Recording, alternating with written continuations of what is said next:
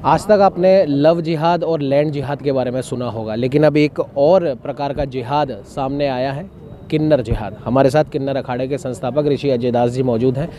महाराज जी, ये इस किन्नर जिहाद की शुरुआत कहाँ से हुई और कौन लोग इसके पीछे हैं? देखिए, किन्नर जिहाद की जड़ें और बीज तो मुग़ल शासन काल में ही रोपा गया था, लेकिन काफ़ी समय गुजर गया।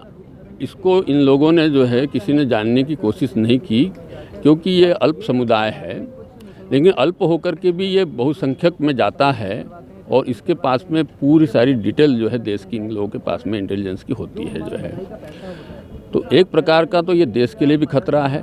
दूसरा जो है ये इस्लामीकरण का इनने पूरा जो एक बीड़ा उठा रखा है षड्यंत्र के तहत जो है, जिसमें कई विदेशी ताकतों को के द्वारा भी इनको समर्थन मिल रहा है, फंडिंग भी हुई है। उसके भी मेरे पास एविडेंस है। मैं बहुत समय आने पे जो है ऊपर इंटेलिजेंस को दूंगा वो सारी चीज़ें जो है। इसमें बहुत बड़ा एक खुलासा होने वाला है देश के अंदर।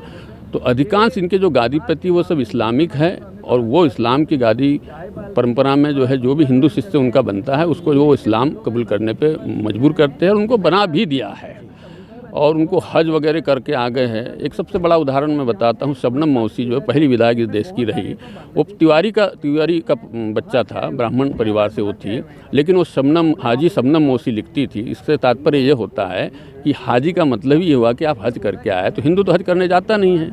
तो ये धर्मांतरण का एक सबसे बड़ा षड्यंत्र है। ऋषि जी, अजय दास जी, एक कॉमन सा सवाल ये बनता है, क्योंकि किन्नरों की अगर हम बात करें, संपत्ति के हिसाब से बात करें, तो उनके पास कोई कमी नहीं होती। एक आम धारणा ये है, जिहाद में फंसने वाले लोग वो गरीब तबके के लोगों को ये फंसाते हैं। तो किन्नर समाज के लोगों को जो ये फंसा रहे हैं आपके अनुसार, तो इनको क्या लालच दिया जा रहा है? देखिए, पापी पेट का सवाल होता है ना।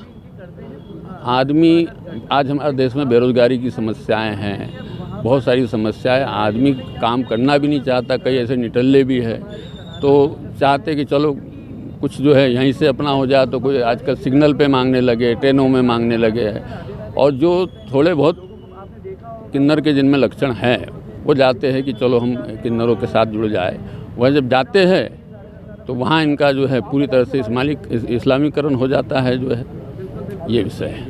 तो इसको लेके अभी थोड़े दिन पहले आपने प्रेस वार्ता भी करी थी। क्या क्या मुख्य मुद्दे हैं इस पूरे मामले को लेकर? देखिए, मुख्य मुद्दे हमने 14 मुद्दे उठाए थे, और वो मुद्दे हमने जो है परसों जयपुर कलेक्टर से मुलाकात करके बजरंग सेना ने और किन्नर अखाड़े के तत्वाधान में हमने एक उनको जो है मांग पत्र दिया है, और वो प्रधानमंत्री के नाम से दिया है।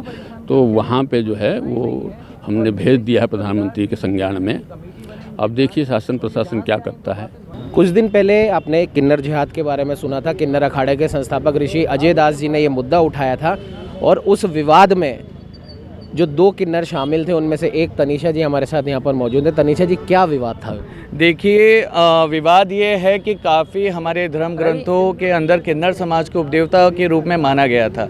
इनको भगवान के समक्ष पूजा जाता था, लेकिन आज दूसरे धर्म में पैदा हुए कुछ बच्चे जो बहरूपियों की भांति हमारे हिंदू संस्कृति के अंदर आ गए हैं, हिंदू धर्म सनातन धर्म में आ गए हैं। एक बहरूपिया बन के एक किन्नर जिहाद नाम की गैंग चला रहे हैं, जो लोगों के सामने तो राधे राधे करते हैं, गाय पालते हैं, लेकिन इनका सारा जो पैसा फंडिंग हो रही है ये इस्लामीकरण के अंदर हो रही है, जिसकी साक्षात गवाही मैं खुद हूँ। मेरे ऊपर खुद के ऊपर 2 बार हमले हो चुके हैं। एक बार हमला हमारे 1 साल पहले 8 मार्च को 2025 को अपने झालाना गुंडा बस्ती में हुआ था, और दूसरा अभी निवाई चिक चिक के कह रही है कि 16 अक्टूबर को मेरे ऊपर हमला हुआ, जिसके अंदर 8 से 10 किन्नर आए जिन्होंने मेरे ऊपर हमला किया, और गाँव वालों ने मुझे बचाया उस समय। तो ये बार बार हमारे समाज के हिंदू किन्नरों के ऊपर ये कंटिन्यू हो रहा है। तो इसका मुद्दा अभी हम लोगों ने उठाया है, क्योंकि ये सनातन धर्म की एक सरकार हमारी चल रही है। तो हम आज गुहार लगाने आए हैं हमारे गृह मंत्री जी के पास में।